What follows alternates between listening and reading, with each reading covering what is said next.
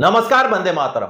दोस्तों, स्वागत है आप सबका सैनिक पाठशाला में। आज के इस वीडियो में एमएससीपी से जुड़े हुए, इनकम टैक्स में जो छूट मिलना पूर्व सैनिकों को, उससे जुड़े हुए और साथ ही साथ आज का पेंशन जो क्रेडिट हो रहा है दोस्तों, उससे जुड़े हुए महत्वपूर्ण जानकारियों को लेकर आया हूं, जैसे आप बोर्ड पर देख पा रहे हैं। चलिए सभी जानकारियां हासिल करेंगे।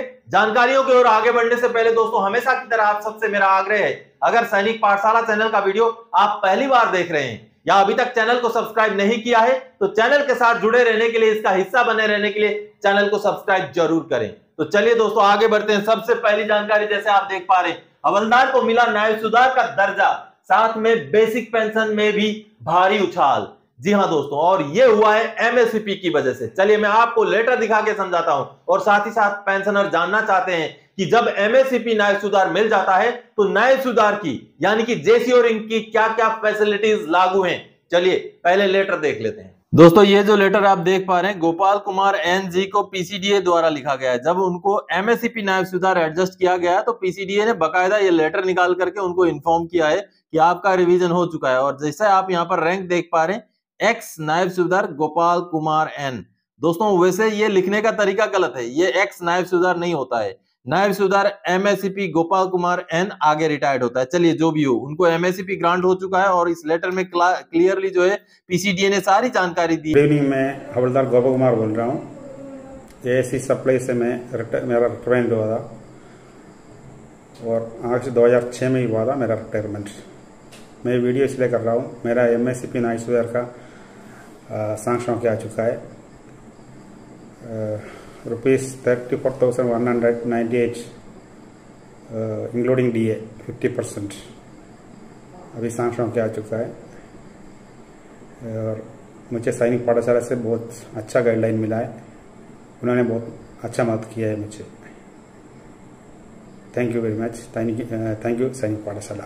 तो आप सबने अभी लेटर देखा दोस्तों कि उनका नाम बकायदा न्याय सुधार रैंक के साथ लिखा गया है। चलिए मैं आपको बता दूं, अगर आपको एमएससीपी न्याय सुधार मिलता है तो आपका रैंक न्याय सुधार नहीं हो जाएगा, आपका ये फाइनेंशियल अपग्रेडेशन है दोस्तों। लेकिन इससे आपको कुछ जो फैसिलिटीज हैं वो जेसीओ के हिसाब से मिलेंगी। जी हां, उसमें सबसे पहली फैसिलिटी दोस्तों, ईसीएचएस में आपका दर्जा जेसीओ के हिसाब से काउंट किया जाएगा, क्योंकि ईसीएचएस कार्ड के ऊपर भी आपका नाम नायब सुधार एमएससीपी के तौर पे लिखा जाएगा। अब मेरा खुद का ईसीएचएस कार्ड आप ये देखिए, ये मेरा खुद का ईसीएचएस कार्ड है, जहां पर आप क्लियरली देख पा रहे हैं कि मेरा जो रैंक लिखा है वो नायब सुधार एमएससीपी लिखा हुआ है। और साथ ही साथ जो आपको वार्ड, जो जब आप भर्ती होंगे हॉस्पिटल में तो उसका जो वार्ड होगा वो आपको सेमी प्राइवेट ऑथराइज हो जाएगा जेसीओ के हिसाब से। दूसरी फैसिलिटी दोस्तों, आपका जो कैंटीन कार्ड है उसमें आपका रैंक हवलदार लिखा रहेगा, लेकिन नीचे एमएससीपी 3 लिखा रहेगा।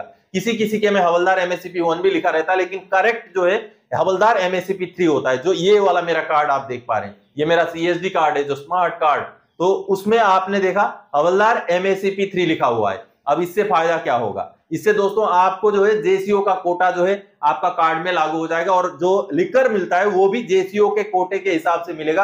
अगर एमएससीपी न्याय सुधार का अपग्रेडेशन आपको मिल जाए, आपको कार्ड चेंज कराना पड़ेगा, नया कार्ड आपको बनवाना पड़ेगा अगर आपको बाद में न्याय सुधार का एमएससीपी मिला है तो। ऐसे कुछ फैसिलिटीज हैं। बाकी आपका आई कार्ड वगैरह, डिस्चार्ज बुक, पीपीओ में आपका हवलदार ही रहेगा रैंक, क्योंकि रैंक चेंज नहीं हुआ है, वो एक फाइनेंशियल अपग्रेडेशन है, जिस वजह से कुछ सुविधाओं में बढ़ोतरी होती है, जेसीओ के हिसाब से कुछ सुविधाएं आपको मिलती हैं। चलिए अगली जानकारी दोस्तों, पूरा डिसेबिलिटी पेंशन इनकम टैक्स के दायरे से बाहर, देखें नोटिफिकेशन। जी हां दोस्तों, आज से 2 दिन पहले मैंने आपको 210 सर्कुलर के बारे में बताया था, उसमें थोड़ी सी चीज छूट गई थी जो आपको आज के इस वीडियो में मैं ऐड ऑन करना चाहता हूं। दोस्तों 210 जो सर्कुलर था उसमें केवल और केवल इनवैलिड आउट पेंशनर्स के लिए इनकम टैक्स में छूट के बारे में बताया गया था, लेकिन उसके बाद जब मेरे संज्ञान में आया 211 नंबर सर्कुलर भी पहले ही निकल चुका था। अब उसको आपको दिखाऊंगा, और साथ ही साथ जो लेटेस्ट आपको पता होगा एंटाइटलमेंट रूल्स करके एक रूल निकला 2023 में डिसेबिलिटी पेंशन को लेकर के, उस रूल के ऊपर जब सवाल पूछे गए सरकार से तो उसका भी डिफेंस मिनिस्ट्री ने जवाब दिया है 2023 अक्टूबर में। तो उस जवाब में डिसेबिलिटी पेंशनर को जो इनकम टैक्स में छूटे उसके बारे में सरकार ने क्या कहा वो आपको समझाऊंगा। ये जो सामने आप 211 नंबर सर्कुलर देख पा रहे हैं दोस्तों,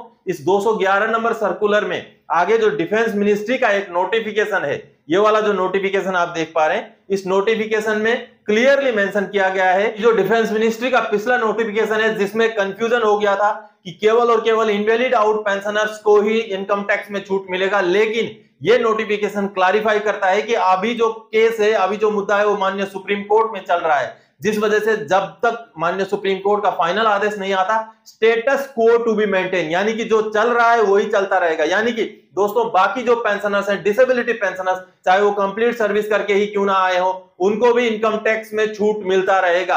आगे जब माननीय सुप्रीम कोर्ट से फैसला आएगा तब की बात तब सामने आएगी। अब दोस्तों ये जो सामने आप प्रेस नोट देख पा रहे हैं, ये भारत सरकार के डिफेंस मिनिस्ट्री का प्रेस नोट है, जो कि 6 अक्टूबर 2023 का प्रेस नोट है। और ये प्रेस नोट निकाला गया है दोस्तों 21 सितंबर 2023 का, जो एंटाइटलमेंट रूल्स करके जो रूल निकाला था सरकार ने, उस रूल के कई सारे क्लैरिफिकेशंस को लेकर के। और इन क्लैरिफिकेशन में, इस प्रेस नोट में एक चीज क्लियरली आप देख पा रहे हैं, जो इनकम टैक्स के छूट को लेकर के जो सवाल था उसका जवाब दिया गया है। The matters pertaining to income tax relief are sub judice and hence cannot be commented upon. यानी कि दोस्तों अभी जो इनकम टैक्स वाला मुद्दा है वो विचाराधीन है, इसके लिए इसके ऊपर हम कोई कमेंट नहीं कर सकते। यानी कि दोस्तों स्टेटस को, जो डिफेंस मिनिस्ट्री का पिछला नोटिफिकेशन में आपने देखा 2020 वाले में, उसमें स्टेटस को टू बी मेंटेन करके लिखा हुआ है, यानी कि जितने भी डिसेबिलिटी पेंशनर हैं सबके लिए आज के डेट में इनकम टैक्स छूट लागू है। चलिए अगली जानकारी, स्पर्श से पेंशन का मैसेज नहीं मिला,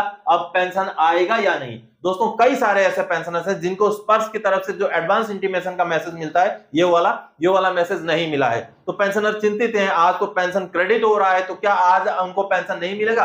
आप चिंता ना करें, हो सकता है टेक्निकल रीजन की वजह से आपको ना मिला हो, लेकिन आपका पेंशन आज क्रेडिट हो जाएगा। आज सुबह से लेकर देर दोपहर, देर शाम तक, रात तक क्रेडिट हो जाएगा। दोस्तों चिंता ना करें, मैसेज ना मिलना कोई बड़ी बात नहीं है, ऐसे पहले भी हुए हैं, मैसेज ना मिले हो लेकिन पेंशन क्रेडिट जरूर होगा। चलिए अगली जानकारी दोस्तों, महत्वपूर्ण जानकारी, 50% डीएडीआर के साथ अप्रैल का पेंशन आज खाते में, चेक जरूर करें कि सही है या नहीं है। पीपीओ और स्पर्श का एडवांस इंटीमेशन का मैसेज से समझें। जी हां दोस्तों कई सारे व्यूअर्स का यह मानना होगा कि ये तो हर महीने का रूटीन चीज है, लेकिन आपको बता दूं जो पे डे होता है ना, जो भुगतान का दिन होता है ना, वो सरकारी कर्मचारियों और सरकारी पेंशनर्स या जो भी वेतनभोगी लोग होते हैं उनके लिए बहुत बड़ा दिन होता है। इसलिए महीने में एक दिन ही सही, ये बड़ा दिन है और खुशखबरी का दिन है, ये तो मैं मानता हूं। आप मानते हैं नहीं मानते वो आपकी बात है, लेकिन मैं जरूर मानता हूं, क्योंकि पूरा महीना हमें इंतजार रहता है इस दिन का कि हमारा पेमेंट या पेंशन खाते में आ जाए। और दोस्तों ये जो अमाउंट है यह आपका सही आया है नहीं आया है यह आपको पता होना जरूरी है। कहता है ना कि दूध का जला छाछ भी फूक फूक के पीता है, इसी तरीके से आपको पता है स्पर्श की तरफ से कभी कुछ मैसेज आता है लेकिन ग्राउंड में कुछ और होता है, कभी कुछ होता है कभी कुछ होता है। आपने पिछली बार भी देखा, मार्च महीने का पेंशन स्पर्श ने मैसेज दे दिया था 1 अप्रैल को क्रेडिट होएगा, लेकिन 1 अप्रैल को नहीं आया, 2 अप्रैल को आया। इसी तरीके से आपको मैसेज तो मिल गया, ठीक है 30 अप्रैल को उतना ही अमाउंट आपके खाते में आएगा, लेकिन आपको चेक करना फिर भी जरूरी है कि सही आपको 50% डीएडीआर के हिसाब से आया या नहीं आया। मैं आपको समझाऊंगा एक पीपीओ और मैसेज दिखा करके कि किस तरीके से हो सकता है कि आपके साथ भी ऐसा हुआ हो कि आपको डीआर ही ना मिला हो। चलिए पहले पीपीओ देख लेते हैं। दोस्तों ये स्पर्श का पीपीओ आपको दिखा रहा हूं, जो कि एक कॉरिजेंडम पीपीओ है और ये फैमिली पेंशनर का पीपीओ है। देखिए आपको मैं ये जो पीपीओ दिखा रहा हूं बिल्कुल लेटेस्ट पीपीओ है। आप अगर डेट इसका देखेंगे तो ये देखिए 12 फरवरी 2024 को जारी किया गया ये पीपीओ है। और जैसे आप यहाँ पर देख पा रहे हैं, basic pension, ordinary family pension normal rate में इन पेंशनर को मिलता है, जो कि 13,070 रुपए है।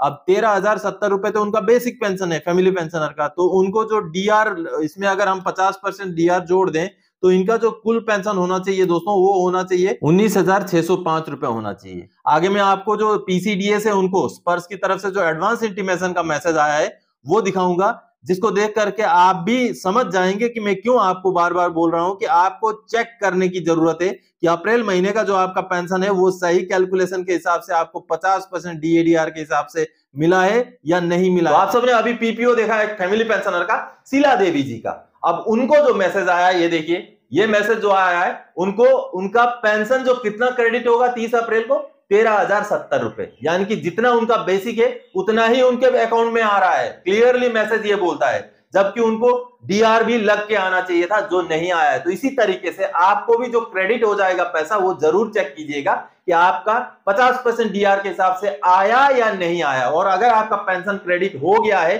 तो कमेंट जरूर करें कि मेरा पेंशन आ चुका है। और आपका पेंशन आना कितना चाहिए, पहले भी मैंने बताया था, आपका जितना बेसिक है, बेसिक पेंशन है जितना भी है, 20,107 है, 21,782 है, जितना भी है उसको मल्टीप्लाई कर दीजिए, गुणा कर दीजिए 1.5 से। जैसे ही आपका जो रिजल्ट निकलेगा उतना आपका टोटल पेंशन खाते में आना चाहिए। हाँ, कम्यूटेशन करता है तो कम्यूटेशन को माइनस कीजिए, अगर कोई और जैसे एफएमए वगैरह मिलता है तो उसको प्लस कर दीजिए, तो आपका उतना पेंशन आपके खाते में आना चाहिए जो कि करेक्ट 50% के हिसाब से आपका पेंशन होगा अप्रैल महीने से। तो दोस्तों, आज के इस वीडियो में इन्हीं जानकारियों के साथ आया था। आगे और कोई जानकारी आएगा आपसे सरोकार रखने वाला विषय लेके मैं फिर से हाजिर हो जाऊंगा। तब तक के लिए जय हिंद दोस्तों।